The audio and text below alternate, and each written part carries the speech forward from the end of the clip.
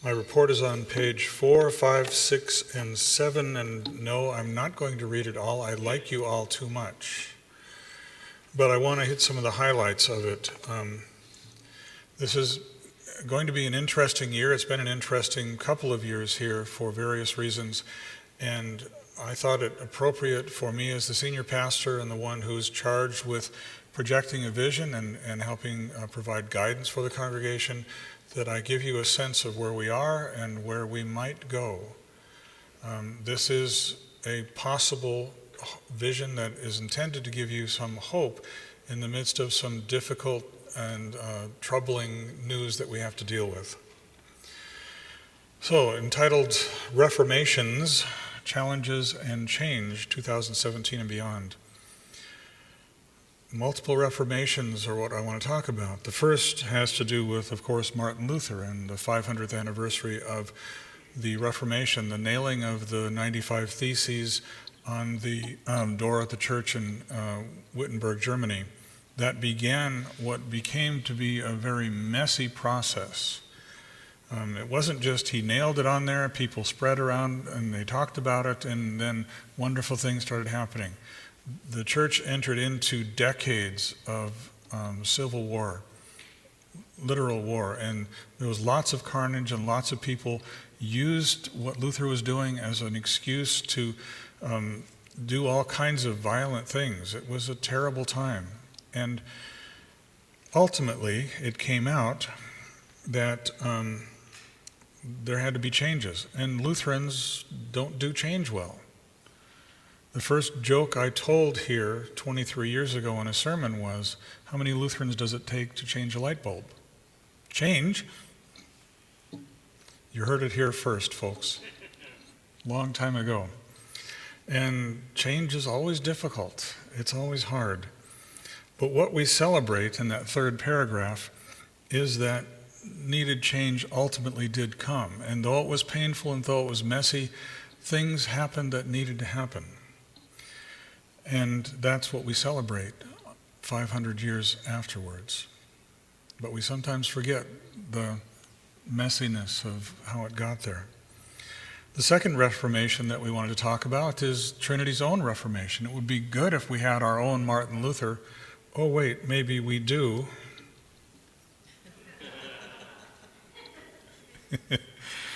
You're up on the screen, Craig. A little over a year ago, I began trying to figure out how can we move forward, and I felt like I was banging my head against a wall, and I thought, well, maybe if we do what we did in the RIF and the Faith at Work process and gather some people together and come up with ideas and support as we try to implement those things. And that's what became the Trinity Reformation Committee, another internal reform that we were going to do. And sometimes it gets messy. Whenever you try to introduce change, you step on people's toes, and people complain. We actually had some people become very angry because we made some changes. How can we do that? Well, sometimes we have to. And I think that's kind of what I want to point you to. We're going to have to make some changes. Things have gotten out of hand, and we've tried to internally and with our normal procedures make the changes that could be made. And for many and various reasons, those changes were not being made. And now we're faced with some significant budget issues on the school side and on the church side. And we'll talk about those in a few minutes. But the school financial issues, I want to touch on those, and I'll touch on the churches as well. On top of page 5, I mentioned that the financial issues are really what drives a lot of the change that we have to make, but we need to try. The school's deficit budget is truly significant this year, and you'll be asked to consider what we do about that. The church's deficit budget also is truly significant in the negative. Preschool is going great guns and is the shining star financially, and there are some reasons for that as well. We've got to make some changes, and we have been trying to do that, and we keep stepping on each other's toes and offending one another and going to war against each other.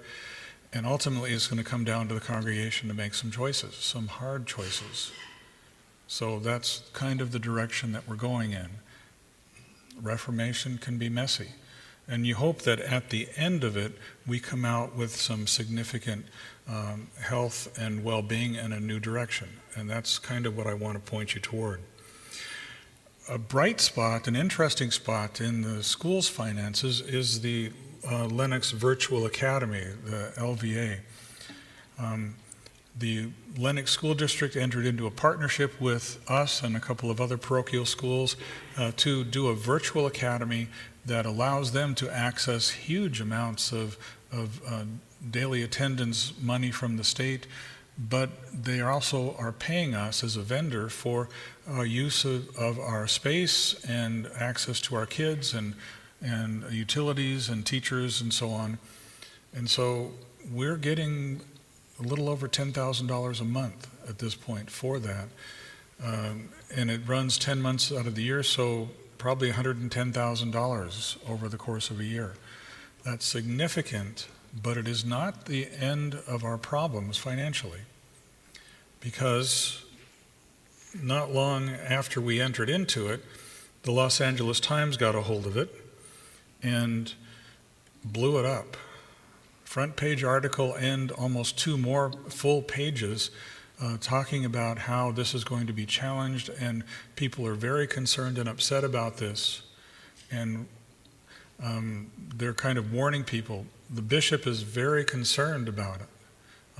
I've spoken personally to our legal advisors, and they are very concerned about it. But nobody can say, yeah, don't do it, or yes, do it. And so we decided to go ahead and try it. I personally put into the contract that we signed a provision that if it gets challenged, we do not have to pay the money back.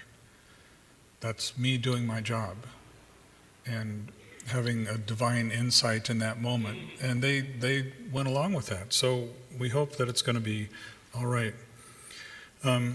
Doing a Google of Lennox Virtual Academy, I found another article saying that the Los Angeles County Office of Education is doing a fiscal crisis and management assistant team on this very issue. And so we're on people's radar. So this is not money that is intended to be counted on to fill all of our budget needs. Borrowing from the debate over school voucher programs, we're going to make sure that the money follows the kids, that it absolutely follows the kids, that in no way can it be proven in a court anywhere that we are just playing shell games with the money and backfilling our budget holes because we have a deficit. It has to follow the kids.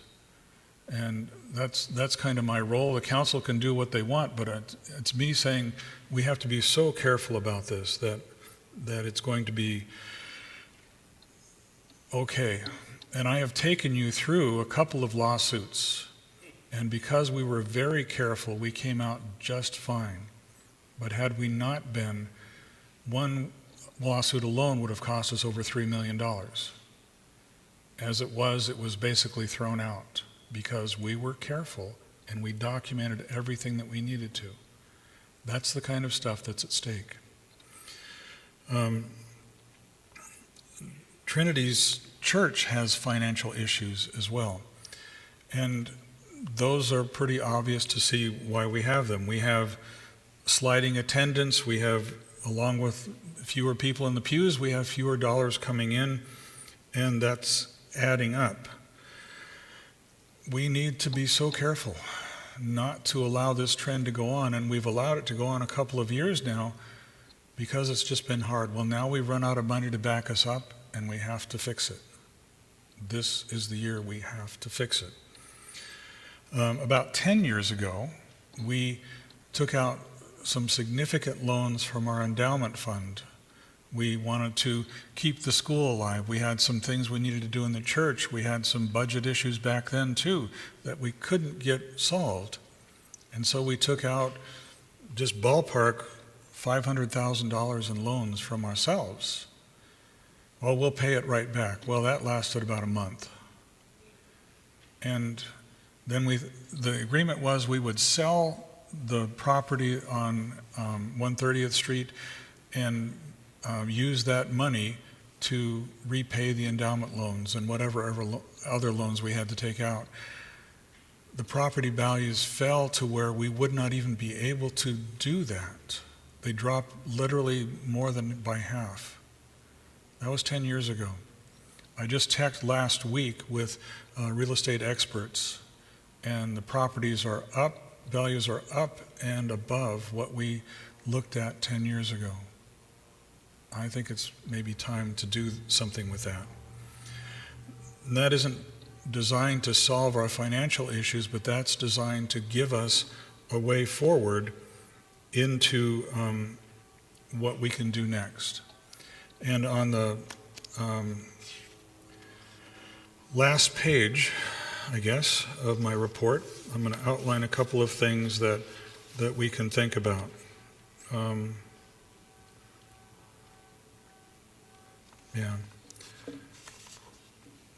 A suggestion is that we repay all of those loans, and what that does is it gets the interest bearing going on those loans again, and the commitment that we made with those loans was that the interest would fund further ministry. And so we want to keep that process going. That was amazing. We were sometimes generating $50,000 of interest a year on that. Now, I don't think it'll be quite that, but it might be a significant amount that we can do something with. We have some issues, let's see, on page 6 of my report. We're looking at the school enrollments, and I have those from a third party, but I think those are essentially correct. We have 63 students in our school at this point. We had 212 when I came here. 10 years ago, the enrollment collapsed completely, along with the economy in our neighborhood, and we have struggled. When we decided to rebuild the school, we decided that we would build the best school we possibly could, and I promise you, the people that worked on this did such amazing work. It should have worked, but it didn't. We are now about at the same level we were when we started 10 years ago, except we're looking at a $8,000 deficit budget in the school, and the church is struggling too. They're tied together.